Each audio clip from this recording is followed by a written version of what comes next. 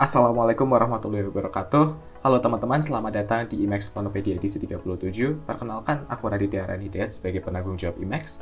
Dan pada kesempatan kali ini, aku akan menjelaskan mengenai tema besar IMAX edisi ini, yaitu The New Urban Crisis, atau masalah baru perkotaan. Nah, mungkin ada teman-teman yang kurang familiar gitu dengan tema ini. Oleh karena itu, aku buat video ini untuk menjelaskan sedikit kepada teman-teman, sehingga ada gambaran dalam pembuatan artikel ke depannya gitu. Oke.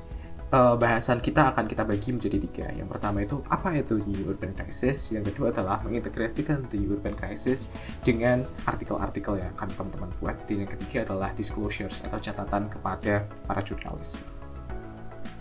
Oke, kita langsung masuk ke topik bahasan yang pertama. Apa itu The New Urban Crisis? Nah, sebenarnya topik ini tuh diambil dari buku dengan judul yang sama gitu, The New Urban Crisis karya Richard Florida. Nah, kalau teman-teman tertarik untuk membacanya lebih dalam, silahkan untuk scan linknya ada di sini gitu. Oke, yang perlu kita pahami teman-teman, kota-kota di dunia itu spaghetti alias memusat ke beberapa kota yang paling maju saja gitu. Kota-kota yang kreatif, kota-kota yang ekonominya paling kuat, itu semakin kuat. Namun kota-kota yang lemah juga semakin melemah gitu. Sehingga muncul sebuah fenomena yang namanya the winner take all urbanism, atau urbanisasi yang ingin dipengaruhi oleh kota-kota besar. Kota-kota besar semakin kuat, kota-kota kecil semakin lemah. Muncul gap atau segregasi di antara kedua hal tersebut, sehingga menciptakan krisis baru yang disebut the New Urban Crisis gitu. Nah, berikut adalah matriks the New Urban Crisis gitu ya. Ini sebagai contoh aja, New York City sebagai sebuah kota yang salah satu yang paling maju di dunia.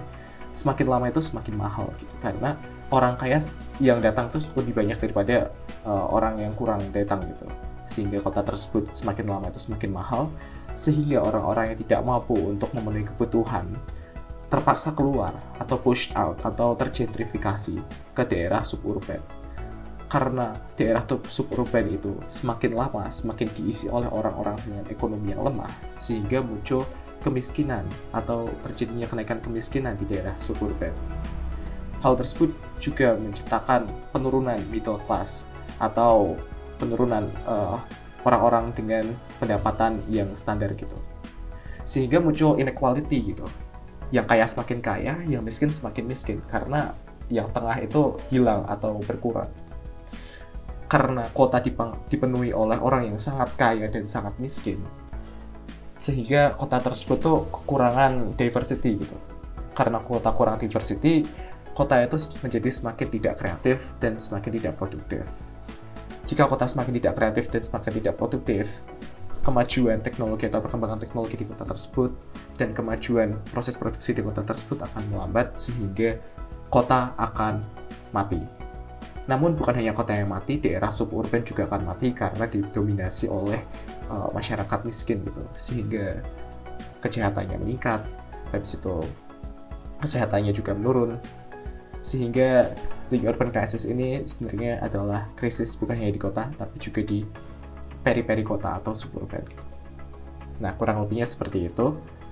Kemudian kita masuk ke topik bahasan kedua gitu, mengintegrasikan tema The New Urban Crisis ke artikel teman-teman gitu. Karena tadi topik bahasanya yang pertama cukup berat dan yang kedua itu cukup lebar, jadi kita fokusnya ke ini aja gitu. Yang pertama adalah bagaimana cara menjaga kreativitas yang ada di dalam kota gitu. Kemudian bagaimana cara individu-individu itu lebih survive atau meningkatkan survivability jika terjadi krisis. Dan yang ketiga adalah teman-teman dapat menyorot aspek inklusif dan aspek equality yang ada dalam program teman-teman gitu. Katakanlah di KESMA gitu ya, oh kami itu inklusif karena ini, kami itu menjunjung equality dalam hal yang positif itu karena ini gitu. Dan yang paling penting adalah cara pandang kita itu bottom up gitu, bukan top down tapi bottom up, sehingga cara penanganan the urban crisis itu dimulai dari kita sendiri, tidak mengandalkan pihak-pihak yang lebih berwenang gitu. Kemudian kita masuk ke topik terakhir, yaitu disclosures untuk jurnalis atau catatan untuk jurnalis. Teman-teman jurnalis tidak perlu formal-formal dalam membuat artikel ya, ini bukan produk akademik gitu. Jadi santai saja, namun tetap perhatikan kaidah-kaidah yang ada gitu ya. Kemudian tidak perlu membuat citasi. Dalam artian teman-teman nggak perlu menuliskan dalam tanda kurung oleh siapa tahun berapa, itu nggak perlu. Tapi mohon diingat tetap tuliskan sumbernya gitu ya. Kemudian teman-teman nggak perlu mencapai batas maksimal kata. Teman-teman kalau katakanlah ya maksimalnya itu 200, teman-teman hanya nulis 100, itu nggak apa-apa gitu. Karena itu kan maksimal. Kurang dari maksimal itu nggak apa-apa, asal nggak boleh lebih.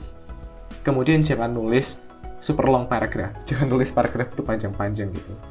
Jadi bisa nih teman-teman nih, dibagi gitu, katakanlah 200 kata itu jangan satu paragraf semua, tapi bisa dibagi jadi 2 atau bahkan 3 paragraf gitu. Kemudian yang terakhir yang paling penting nih, jurnalis tuh editor juga gitu, dalam artian jurnalis tuh bertugas juga untuk mengecek typo atau kesalahan penulisan, ejaan, kejelasan penulisan, dan lain-lain gitu. Sehingga nanti tugas dari layouter itu tinggal menuangkan karya teman-teman ke dalam layout majalah gitu ya. Nah, aku juga udah menyertakan QR dan link untuk mensubmit tulisan teman-teman. Berikut adalah link submitnya, dan di samping link submit ada link Tor jurnalis yang kurang lebih ada sedikit modifikasi, jadi please cek gitu ya. Oke, kurang lebihnya begitu saja teman-teman. Selamat menulis. Kalau ada sesuatu yang ingin ditanyakan mengenai materi, mengenai tema, atau mengenai kaidah-kaidah yang lain, atau bahkan boleh juga mengenai timeline gitu ya, itu boleh banget. Boleh banget hubungi aku di WhatsApp, Instagram, Line, dan lain-lain. Linknya juga ada. Oke, sekian saja. Terima kasih. Wabillahi taufiq wal hidayah. Wassalamualaikum warahmatullahi wabarakatuh.